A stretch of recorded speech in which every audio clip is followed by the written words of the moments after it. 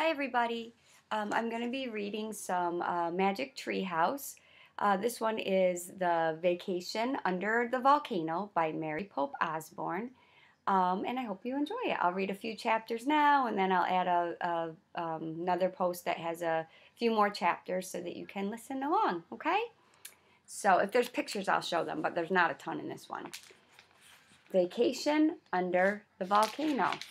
And there's a picture of Jack and Annie. Woo, wait, I'm sorry. Still getting used to this. There they are, Jack and Annie. Chapter 1, A Secret Code. Jack reached into his drawer and took out his secret library card. He held the thin piece of wood and ran his finger over the shimmering letters. M.L. Master Librarian, he whispered. Jack couldn't believe that he and his sister Annie were finally master librarians. He wondered if he should pack the secret card to take on vacation.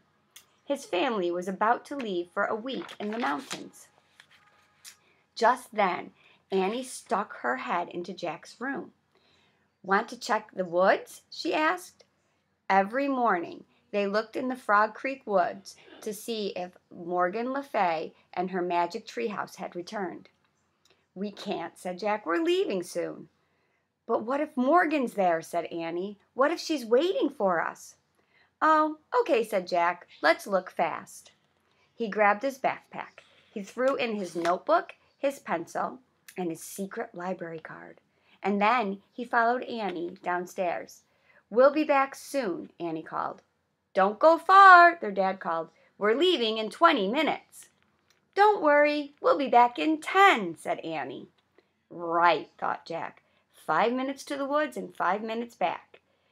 Even if Morgan sent them on an adventure, they would return at exactly the same time they left. Jack and Annie ran out the front door. In the bright morning sunshine, they hurried across their lawn and down the street. "I had a nightmare last night," said Annie. "What was it?" asked Jack. "I dreamed fires were burning," said Annie. "Everything was smoky and dark, and the ground was shaking. Do you think it was a warning?" "Nah," said Jack. "Nightmares never come true." They left the sidewalk and headed into Frog Creek Woods. The woods were quiet and peaceful, and they walked between sunlit trees until they came to the tallest oak in the woods. "Yay!" said Annie. There it was, the magic tree house, and Morgan Le Fay was waving from the window. "Hail, Master Librarian," she said. Jack and Annie bowed playfully. "At your service," said Annie. "Then come on up," said Morgan. They grabbed the rope ladder and started up, and when they climbed inside the tree house, they found Morgan holding a book and a piece of paper. "I have an important mission for you," she said. "Are you ready?" "Yes," they both answered. Jack's heart pounded. Ever since Morgan had made them master librarians, he had been longing for their first mission. "You know, I collect books from Camelot's library," she said. Jack and Annie nodded. "Well, there have been many great libraries lost in history," said Morgan, "and with them we have lost many wonderful stories." "That's sad," said Annie. "It is," said Morgan. "But luckily, with the help of the treehouse and you two master librarians, some of those stories can be saved, such as this one." Morgan showed them a piece of paper.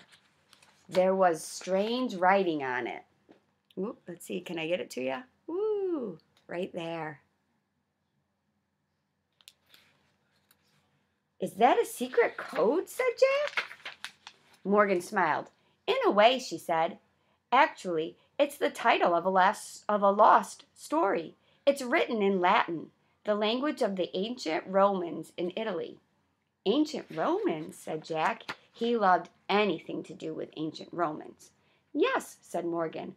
"This story was in library in a Roman town. I need you to get it before the library becomes lost forever."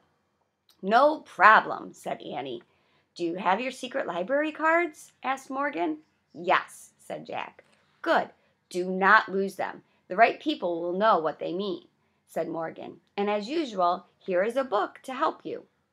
Morgan handed Jack a book called Life in Roman Times. The cover showed a Roman town with people wearing tunics and sandals. "That looks great," said Jack.